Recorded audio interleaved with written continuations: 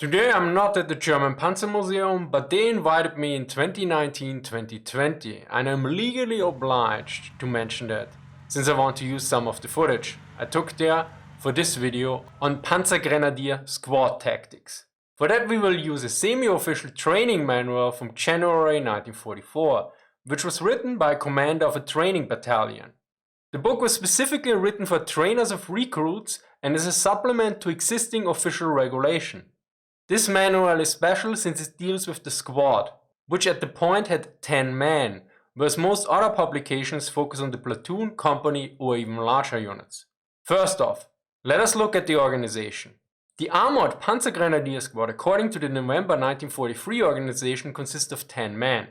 There was the squad leader, the deputy squad leader, 2 machine gunners, 2 assistant machine gunners, 2 regular riflemen, 1 driver and 1 co-driver, who was also the machine gunner for the onboard machine gun. The squad leader was equipped with a submachine gun like the MP40, which I covered in a previous video. The deputy squad leader with a semi-automatic rifle like the Gewehr-41. The machine gunners with a machine gun like the MG42 and a pistol. The assistants were armed with pistols as well.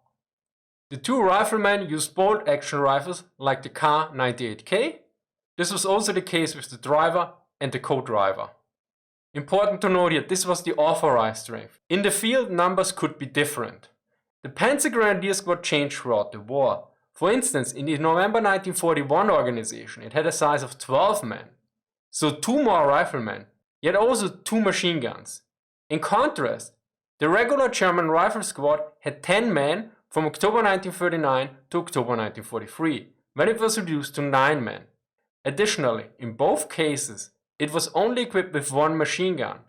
As such, Panzergrenadiere had much more firepower. Finally, it is important to mention that most Panzergrenadiere actually were not equipped with half-tracks, but trucks, as outlined in my video on the Panzergrenadier division. German industry could not keep up with producing enough armored half-tracks. As such, there was a clear distinction made in the manuals and organization. There were the Panzergrenadiere gepanzert, armored, and Panzergrenadiere ungepanzert, unarmored. Note, the unarmored was often omitted.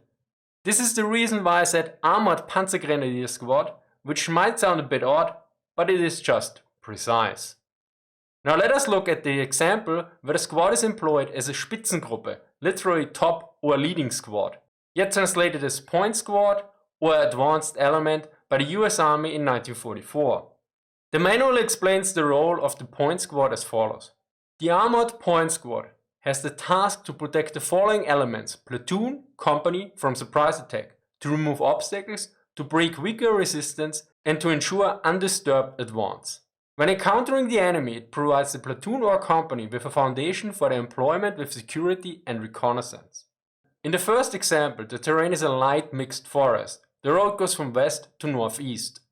The corner is close to 2 small hills that are located on the right side of the road. Our half-track is approaching from the west. During the march of the half-track on the road, we encounter an enemy armored car that slowly moves towards the half-track. The squad leader orders the driver to move the half-track behind the hill and the squad to dismount. 1 machine gunner is instructed to load pointed steel core armor-piercing ammo. Note that this ammunition did wear out the barrel rather fast, but allowed the penetration of thin armor plates.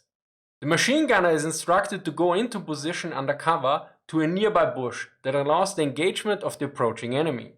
The squad leader instructs the rifleman to fire a flare to warn the platoon about tanks. 2 other riflemen are instructed to get geballte Ladungen, satchel charges, granite bundles. These 2 riflemen, with the second machine gunner, follow the squad leader and position themselves next to the road in cover. Meanwhile, 2 riflemen cover the right flank and the driver camouflages the half-track. Once the armored car reaches the ambush position, the squad leader gives the fire signal to the first machine gun, which opens fire.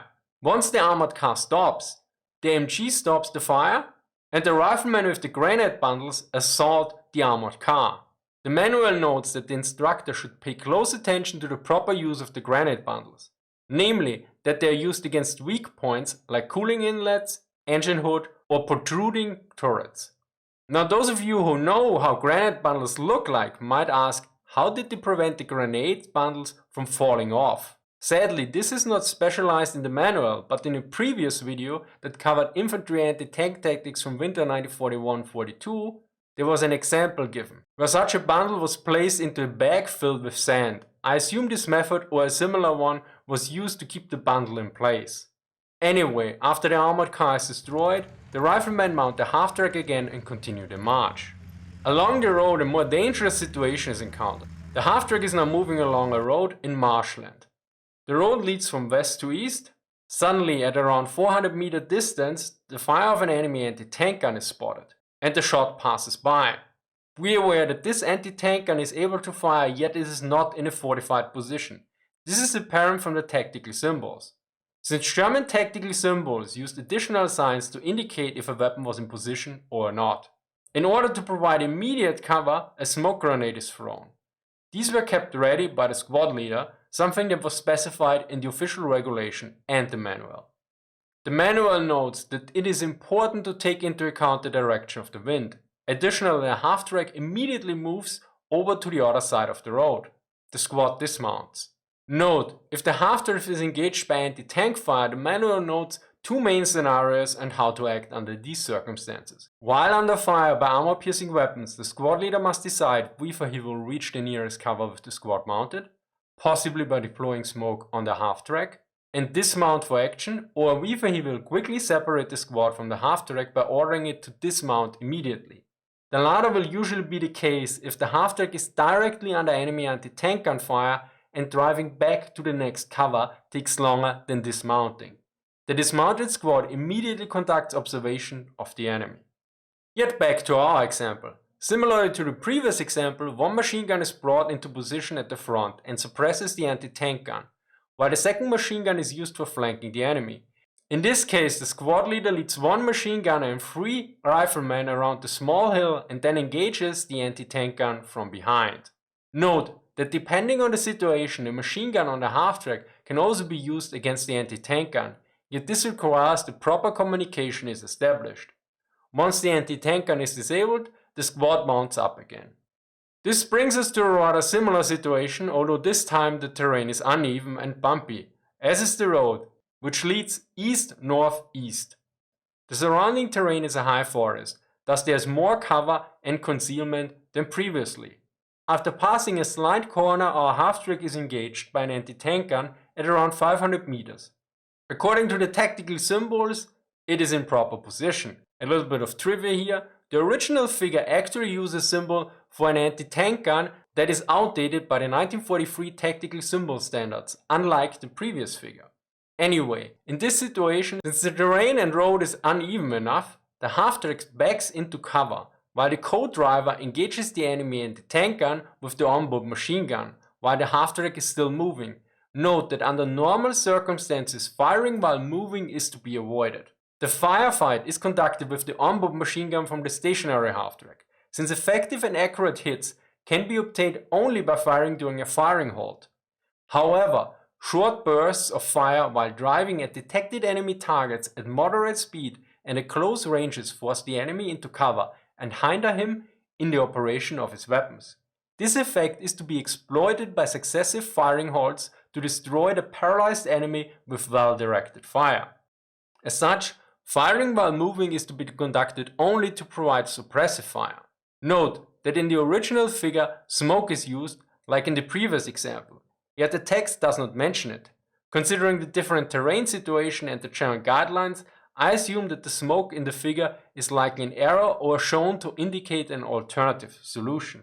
As with the previous example, our squad dismounts, and one machine gun using the uneven terrain approaches the anti-tank gun and then engages from the front, while the squad leader with the other machine gun and additional riflemen outflanks the enemy position using trees for concealment to engage from behind. A major difference here is that the half-track regularly changes position, and is positioned in such a way that only the onboard machine gun is exposed, which is used by the co-driver to engage the enemy gun. The instructor particularly should pay close attention to the correct driving here. The army regulation for the Panzergrenadiere from 1943 notes about firing. A firing halt should generally not be interrupted without apparent success in hitting the target. It will not, however, generally exceed 15 to 20 seconds duration in open terrain, near the enemy and under enemy fire. Finally, we have an example where the half-track is engaged by a machine gun position along the road. The road leads from west to east. Both sides are marshland. While the half-track moves peacefully along the road, an enemy machine gun opens fire. The half-track stops and the onboard machine gun opens fire. The squad does not dismount since it is protected from enemy machine gun fire. The half-track moves in rushes towards the enemy, meaning after a firing halt, moving for about 100 to 200 meters, then halting again and firing, then moving again. Meanwhile, the riflemen prepare grenades and the weapons. Once the distance to the machine gun position is about 150 meters, the half-track moves with full speed towards the enemy, while the onboard machine gun fires bursts. Once close enough, the riflemen throw hand grenades at the machine gun position. Once the half-track has passed the position, the rear onboard machine gun opens fire on the enemy position. To summarize, as you saw in the previous examples, the two machine guns of the squad are used to support each other. While one engages the enemy in the front, the other is brought to flank. So we have a fire and a maneuver element at work. Similarly, if the situation allows for it, the onboard machine gun of the half-track is used as well. Big thank you here to the Panzermuseum Munster for inviting me in 2019 and 2020. Big thank you to Paul and Helmut for giving me access to the Sonderkraftfahrzeug 251 at Stahl auf der Heide. Thank you to Andrew for reviewing the script. As always, sources are in the description. Thank you for watching and see you next time.